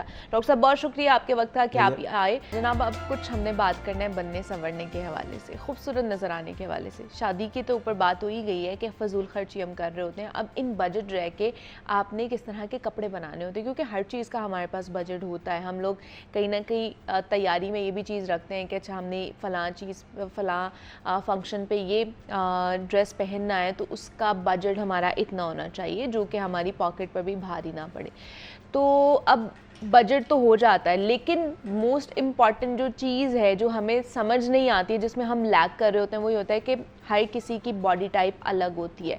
मतलब कोई आपको नज़र आएगा शॉर्ट हाइटेड है, कोई मीडियम जिसकी हाइट है, कुछ लॉन्ग हाइट भी होती है उनकी।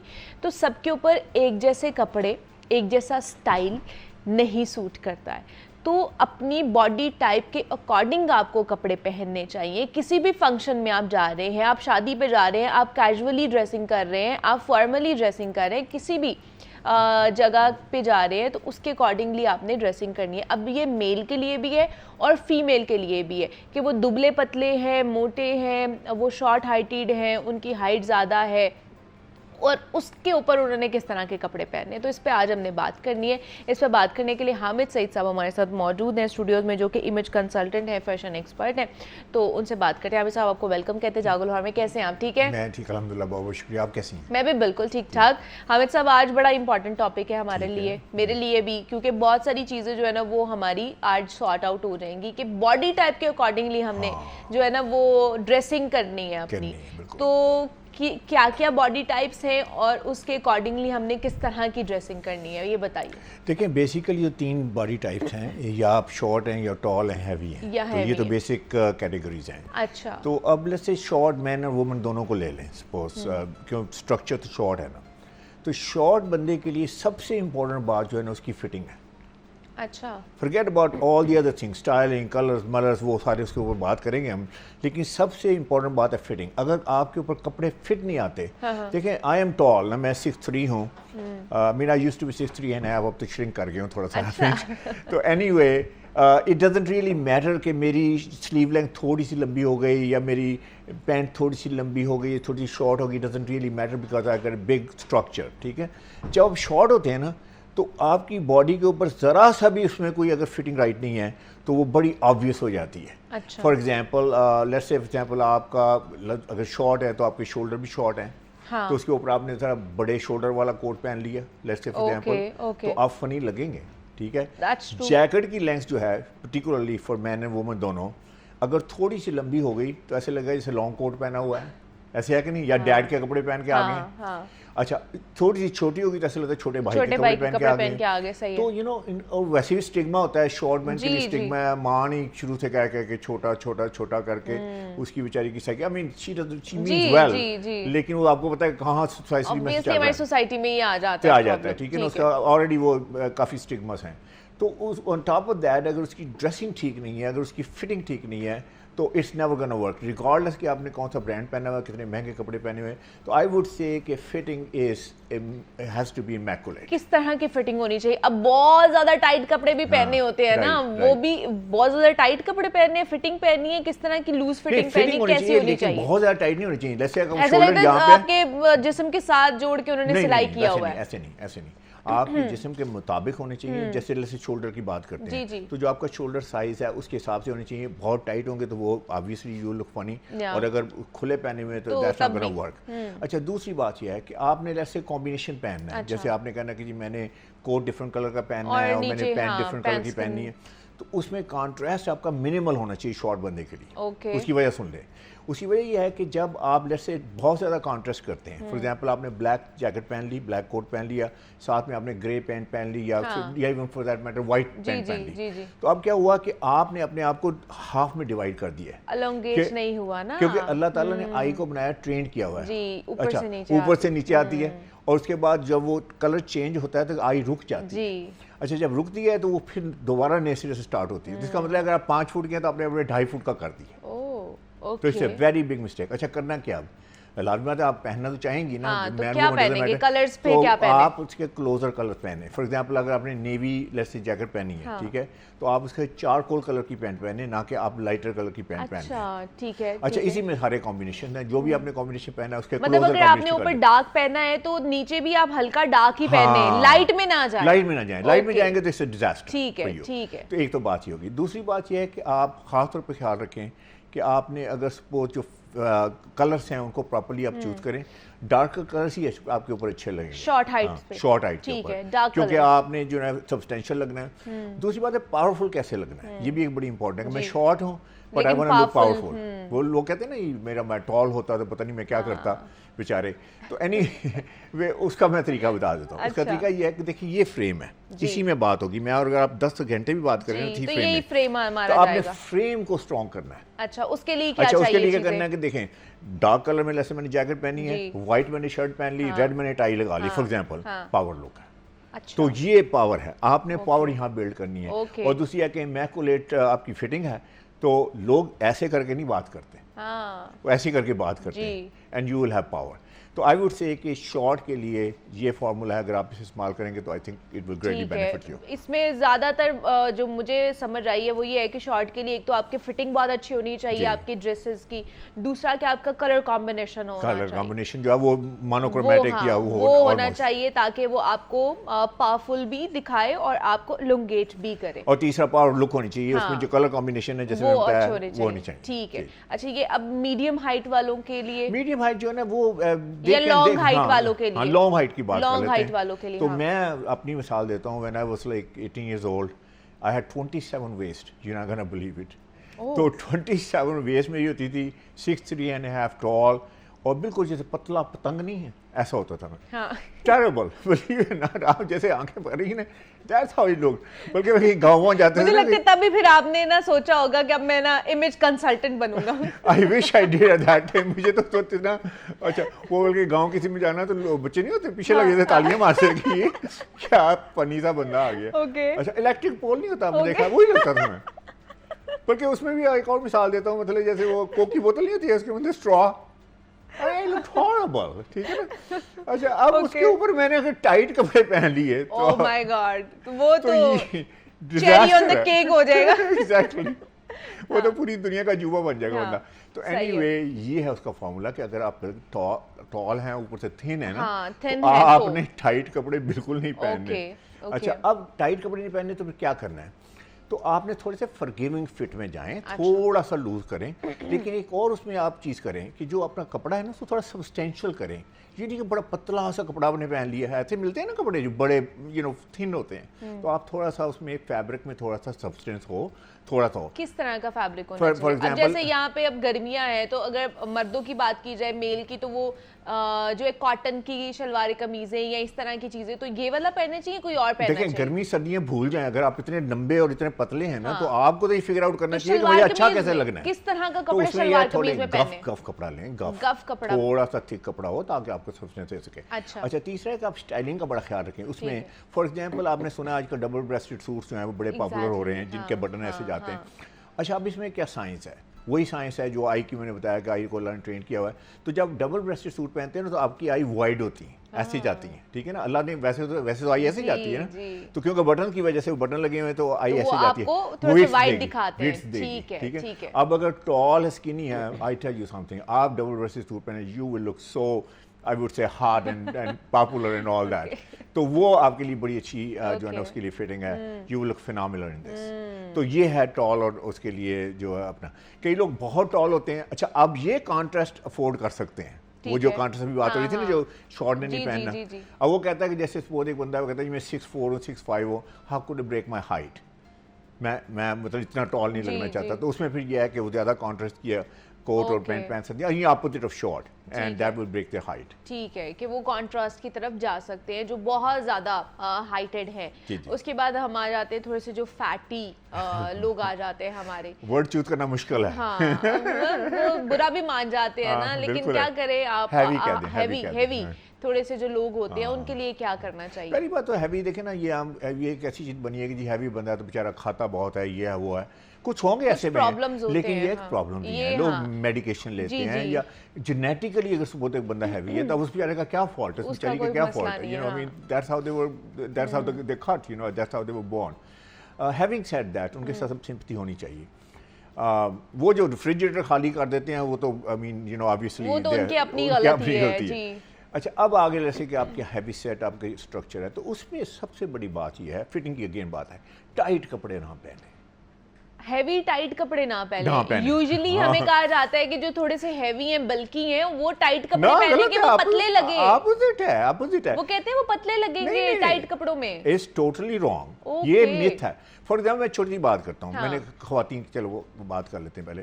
कई खवातीन में देखी हैं, मतलब हैवी होती हैं, बाइसेप भी हैवी है, लाजमी हाँ, बात हाँ। है, और बाइसेप है यहाँ पे, वो जो शॉर्ट स्लीव है जी, यहाँ कट की हुई है बिल्कुल बाइसेप के ऊपर। हाँ, तो वो ऐसे it ऐसे looks terrible। सोच है बस। तो आपको एग्जैक्टली ना, आपको अपनी बॉडी के हिसाब से आपको उसमें थोड़े से फॉरगिविंग, वो मिसाल हम कई बार दे चुके हैं कि एक हैवी बंदा है, जैसे कॉर्पोरेट में काम करता है, तो उसने टाइट शर्ट पहन ली हुई है, तो उसके बाद जो बैठता है तो बटन खुलते हैं, ये बटन खुलते हैं ऐसे, हाँ।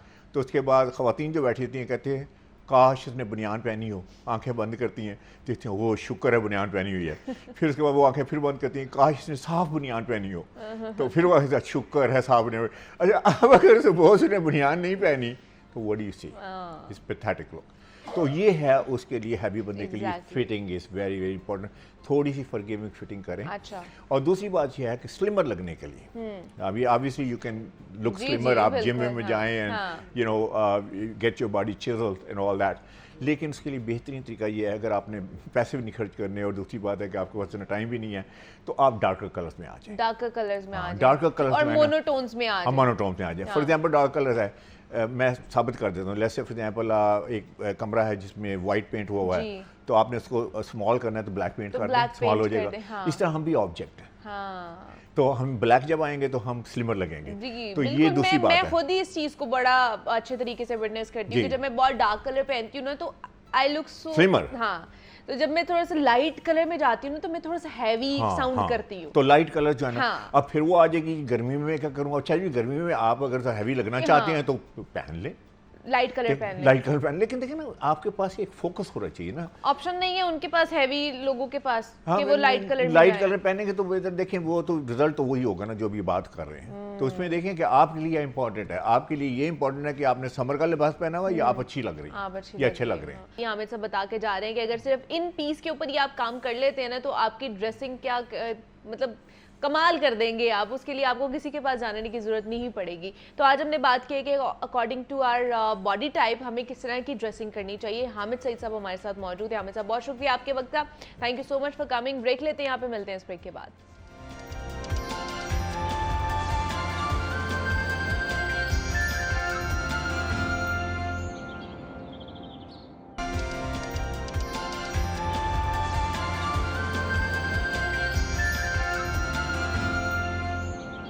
वेलकम बैक टू जागो लाहौर। जनाब, अब कुछ लाहौर के हवाले से बात करते हैं कि लाहौर में आजकल क्या चल रहा है।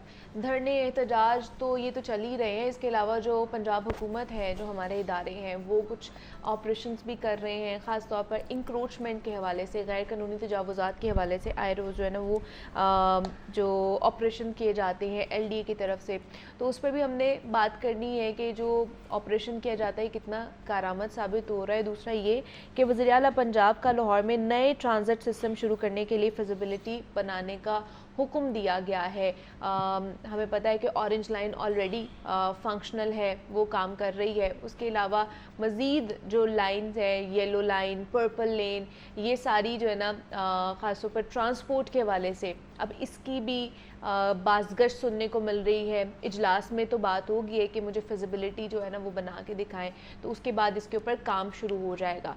तो क्या मामला है, कब तक इसके ऊपर काम होगा और इसका फ्यूचर क्या है, कब तक हमें ये जो लाइन है ये भी देखने को मिलेगी, तो इस पर हमने बात करनी है। इस पर बात करने के लिए ज़ैनुल आबिदीन हमारे साथ स्टूडियोज़ में मौजूद है, नुमाइंदा लाहौर न्यूज़ है। ज़ैन, आपको वेलकम कहते हैं जागो लाहौर में। कैसे हैं आप? ठीक है? अच्छा हूँ मैं, आप बताएं। मैं भी बिल्कुल ठीक ठाक।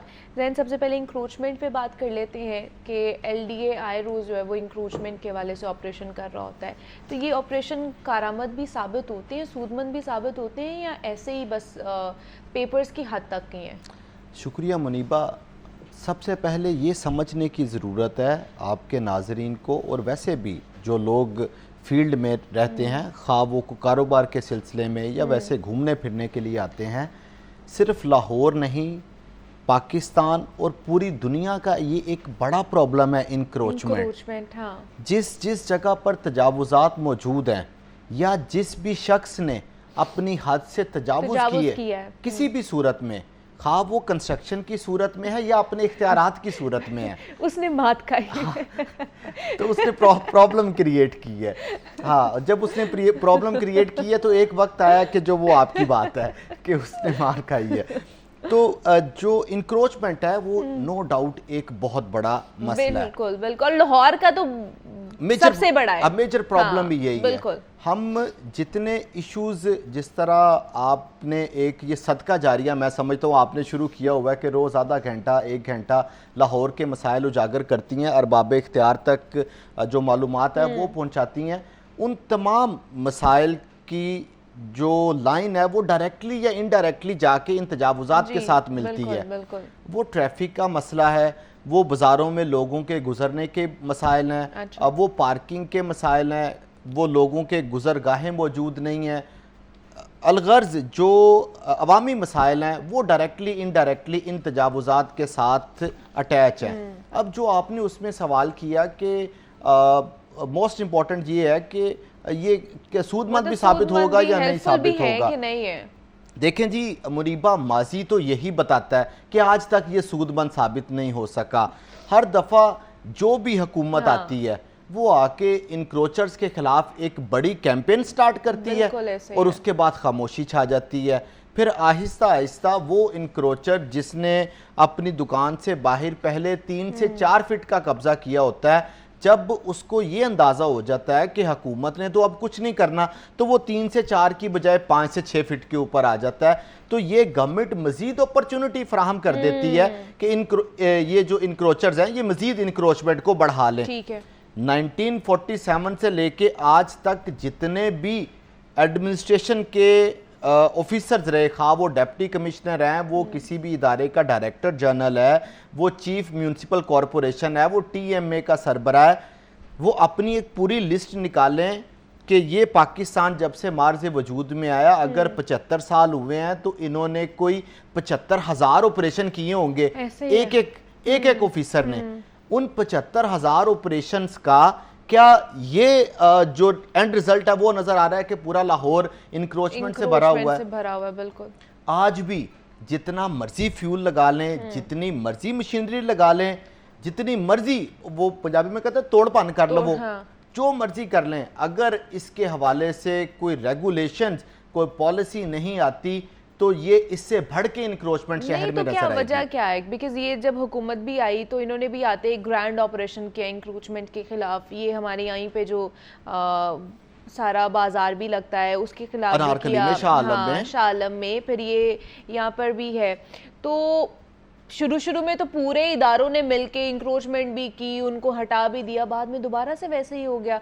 ट्रैफिक के मामला भी वैसे ही हो गए, वो जो ट्रैफिक को हल करने के हवाले से था तो वो तो हुआ नहीं।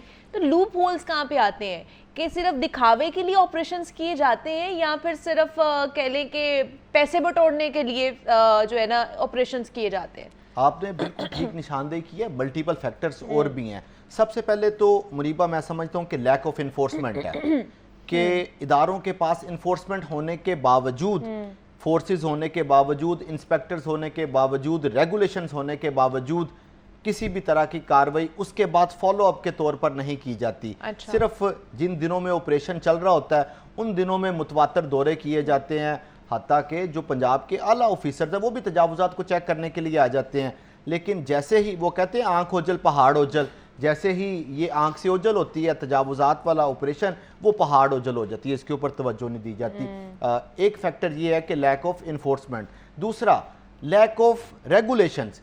हमारे जो कानून है वो इतने सख्त नहीं है या उनके ऊपर उतनी सख्ती से अमल दरामद नहीं किया जाता कि ये लोग दोबारा इंक्रोचमेंट पे आ जाते हैं।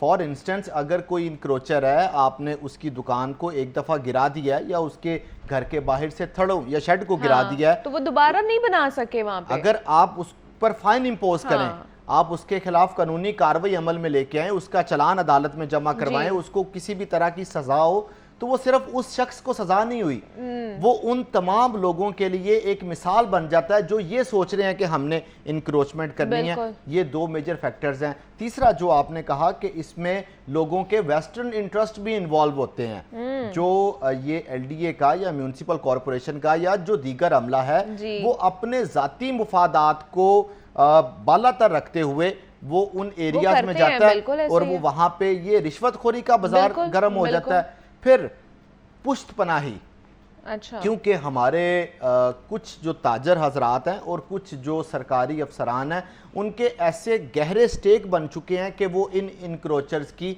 पुश्त पनाही करते हैं, जिसकी वजह से ये इंक्रोचमेंट का परमानेंट हल नहीं निकलता। हमारे देखने वालों को भी अगर उन्होंने भी इस तरह की कोई चीज़ अपने घर के बाहर बनाई हुई है तो इंक्रोचमेंट के ये जुमरे में आती है, गैर कानूनी तजावुजात के जुमरे में। कि क्या शेड की क्या वो हाइट होगी या थड़ों की क्या हाइट होगी जिसकी वजह से उनको मिसमार कर दिया जाएगा? अच्छा, मैं इसमें सिर्फ एक लाइन बताने के बाद आपको बताता हूँ ये इंक्रोचमेंट क्या है। जब बच्चा पेपर दे के बाहर निकलता है ना, तो उसको पता होता है कि मैंने पास होना है या नहीं होना।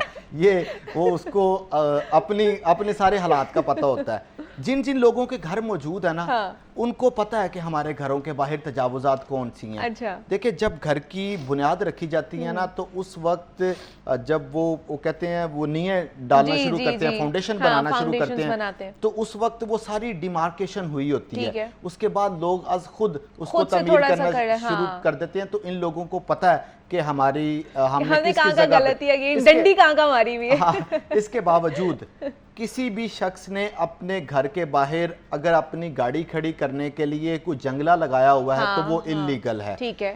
अगर एक शख्स ने अपनी वुज़ा करदा जो लाइन है उससे बड़ा रैंप बनाया हुआ है, अक्सर सोशल मीडिया पे नजर आता है ना कि वो आधी गली उन्होंने रैंप से कवर की होती है। जो घर का गैराज है वो 20 फीट का और बाहर उन्होंने 15 फुट का रैंप बनाया हुआ है, वो रैंप इल्लीगल है। ओके। हत्ता कि मैंने सब्जाजार और अल्लामा इकबाल टाउन में देखा, मतलब ये एक उसको हम जोक के तौर पे लेते हैं कि लोगों ने अपने बच्चों के कमरे भी बाहर रैंप के ऊपर बनाए हुए हैं कि उनके ड्राइंग रूम है और उनके बच्चों के कमरे हैं बाकायदा तौर पे। अच्छा, वाकई? जब उनको मिसमार किया गया तो अंदर से उनके बेड, उनका फर्नीचर उन्होंने उठा के अंदर रखा। तो बिल्डिंग लाइन से बाहर जो भी चीज मौजूद है वो इंक्रोचमेंट में आती है। ठीक है। अगर ये लोग खुद इसको नहीं गिराएंगे तो एलडीए इसको गिरा तो देगा। एलडीए आपके आके मदद करेगी, वो गिरा देगी। हाँ, अब वो उसके गिराने का नुकसान ये होगा कि इनके रैंप के साथ या घरों के बाहर जो जंगले हैं उनके साथ जो इनकी बाकी यूटिलिटीज होंगी अब वो भी टूट जाएंगी। लाइक वाटर सप्लाई के लाइंस हैं, सुई गैस का है, पीटीसीएल का है, या और उन्होंने अपने कोई गटर होदियां वगैरह बनाई हुई तो वो भी डैमेज हो जाएंगी। तो जरूरत इस अमर की है, जो लोग आपका प्रोग्राम सुन रहे हैं, पूरा लाहौर आपका प्रोग्राम सुनता है, तो उनको मैसेज यही है कि आज खुद इंक्रोचमेंट को खत्म इससे पहले कि एलडीए आपके घर के बाहर आए, आप खुद ही इस हवाले से एहतमाम कर लें। तो इसलिए हमने आपको पहले ही बता दिया है। ये तो चले इंक्रोचमेंट के हवाले से हो गया है। येलो लाइन, पर्पल लाइन के हवाले से भी बहुत ज़्यादा बात चल रही है। फिजिबिलिटी जो है ना, उसका हुक्म मिल गया है कि आप तैयारी कर लें। तो तैयारी होगी शुरू। अब वज़ीर आला पंजाब ने 15 रोज़ का वक्त दिया था कि ये लाहौर में नया मास ट्रांजिट सिस्टम बिछाने के लिए, जिसकी कुल लंबाई तकरीबन 180 किलोमीटर बनती है, अगर तमाम जो लाइंस हैं वो चलना शुरू हो जाए, तमाम लाइंस ऑपरेशनल हो जाएं, तो उसका 15 दिन में मास ट्रांजिट अथॉरिटी को, महकमा ट्रांसपोर्ट पंजाब को, नेस्पाक को और एलडीए को इन्होंने चीफ मिनिस्टर साहिबा ने हुक्म दिया कि इसकी फिजिबिलिटी बनाएं। तो आपने वो सवाल पूछा कि क्या ये बन गया, तो मेरा जवाब है कि नहीं, अभी तक नहीं बना। अभी तक सिर्फ तजावीज़ तैयार की गई हैं कि मास ट्रांजिट सिस्टम बिछाया जाए। देखें, एक इशू जिसके ऊपर हम नंबर ऑफ टाइम्स डिस्कस कर चुके हैं कि लाहौर में पब्लिक ट्रांसपोर्ट का तो फुकदान मौजूद है। पब्लिक ट्रांसपोर्ट लोगों को मुयसर नहीं है। 27 इलेक्ट्रिक बसें चलाने के बाद लाहौर के वासियों को आपने मुकम्मल ट्रांसपोर्ट का सिस्टम फराहम नहीं कर दिया। ये 27 की बजाय 1227 बसों की ज़रूरत है इस वक्त लाहौर में। 1200 मज़ीद बसें चलाई जाएंगी, फिर ही लाहौर में जो ट्रांसपोर्ट का सिस्टम है वो बेहतर हो सकेगा। ये इन्हीं की स्टडी है कि लाहौर में तकरीबन 1200 बसों का फुकदान मौजूद है। तो अगर ये yellow line, blue line, purple line एक पूरा मास ट्रांजिट सिस्टम का जाल बिछ जाएगा, तो उसके बाद सिर्फ जो फीडर रूट्स हैं उनकी ज़रूरत पड़ेगी, जो कि 200 से 300 बसों में शहर में चल सकेगी। लेकिन अभी ये इसकी बड़ी प्रीलिमिनरी सी स्टेज है, अभी बड़ी इनिशियल स्टेज पर है। अभी अगर कह दिया जाए कि अगले साल अंडरग्राउंड ये बिछना शुरू हो जाएंगी या तो ये बहुत जल्दी है, ये बहुत कबल अज़ वक्त है। लेकिन अच्छी बात ये है कि इस चीज़ के ऊपर एनालाइज करना शुरू कर दिया हुकूमत ने कि किस किस मुकाम पर मास ट्रांजिट सिस्टम की ज़रूरत है। जैसे कि लाहौर की सबसे ज़्यादा जो आबादी है वो इस वक्त जनूबी लाहौर के एरिया में फैल रही है। जनूबी लाहौर आपका जिना हॉस्पिटल से शुरू होके जोहर टाउन, BOR सोसाइटी, उसके बाद ये वलेंशिया टाउन के एरियाज, रायवेंड रोड, और उस तरफ इस वक्त जनूबी लाहौर खासा फैल रहा है। और ये बड़ी बदकिस्मती है कि इस तरह की पब्लिक ट्रांसपोर्ट की सहूलत उस इलाके पे मौजूद ही नहीं है। अगर जो ऑरेंज ट्रेन है वो भी अली टाउन पे आके रुक जाती है, वो बाकी जनूबी लाहौर को कवर नहीं करती। जो इलेक्ट्रिक बसें हैं वो भी सेंट्रल लाहौर में चला दी गई, जनूबी लाहौर में मौजूद नहीं है। फिर जनूबी लाहौर की अहमियत इस वजह से भी बढ़ गई कि ठोकर न्याज बेग एक लाहौर का सबसे बड़ा दाखिली और खारजी रास्ता बन गया, तो वहाँ पर भी लोगों का जो टर्न आउट है वो ज़्यादा होना शुरू हो गया। तो इसलिए जो मास ट्रांजिट सिस्टम की तजवीज़ सामने आई है वो ये है कि ये पाइन एवेन्यू या वलेंशिया टाउन के एरिया से एक ट्रांजिट सिस्टम को चलाया जाए, जो कि जिना हॉस्पिटल से होता हुआ, उसके बाद ये बरकत मार्केट से होता हुआ, कलमा चौक को कवर करता हुआ, जेल रोड से होता हुआ मॉल रोड पर आकर इख्तिताम पजीर हो। इसी तरह जो शहर के एरियाज हैं जिसमें ये भाटी गेट और ये बाकी ये पेरिफेरीज है, इनके पास एयरपोर्ट पर जाने के लिए किसी तरह का कोई ट्रांजिट सिस्टम मौजूद नहीं है। तो एक ट्रांजिट सिस्टम इसके साथ लिंक करने के बारे में सोचा जा रहा है कि एक यहाँ पे ट्रेन चला दी जाए या मेट्रो बस चला दी जाए या किसी भी तरह का जो ये बस रैपिड ट्रांजिट सिस्टम है वो चला दिया जाए। ट्रैफिक काउंट सर्वे और पैसेंजर काउंट सर्वे की बुनियाद पर जो ट्रांजिट सिस्टम है वो बिछाना चाहिए कि कौन सा ऐसा एरिया है जहां पर पोटेंशियल ज़्यादा है, जहां पर हर गुजरते दिन के साथ मुसाफिरों की तादाद बढ़ती जा रही है। हम उस एरिया में ऐसा ट्रांजिट सिस्टम लेकर आएँ ताकि लाहौर की सड़कों पर बोझ भी कम हो, हम इस एरिया के लोगों को अकोमोडेट भी कर सकें, बेहतर सहूलियात भी फ्राहम कर सकें, हुकूमती खजाने के ऊपर खातर का बोझ भी ना आए। और दूसरा ये भी आप लोगों ने खास तौर पे ये भी चीज़ें देखनी है कि हम अगर जो नया सिस्टम लेकर आ रहे हैं, नया प्रोजेक्ट लेकर आ रहे हैं, उसी जैसा अगर पहला प्रोजेक्ट है तो उसकी हमें कितना फ़ायदा पहुँच रहा है, उससे रिलेटेड जितने भी लूप होल्स है, जितनी भी प्रॉब्लम्स है, पहले उसको कर्टेल करें, उसको सॉल्व करने की कोशिश करें, फिर उसके बाद नया प्रोजेक्ट लेकर आएँ ताकि उसमें भी वही लूप होल्स ना आए, वही प्रॉब्लम्स ना आए जो कि पहले से फेस कर रहे हैं। तो ये सारे मामलात थे शहर लाहौर के मैस ट्रांजिट अथॉरिटी के हवाले से, फिर तजावुज़ात के हवाले से हमने बात की है। ज़ैनुल आबिदीन हमारे साथ मौजूद है। ज़ैन, थैंक यू सो मच कि आप आए यहाँ पे। मुझे इजाज़त दीजिए, अपना ख्याल रखिएगा, अल्लाह हाफ़िज़।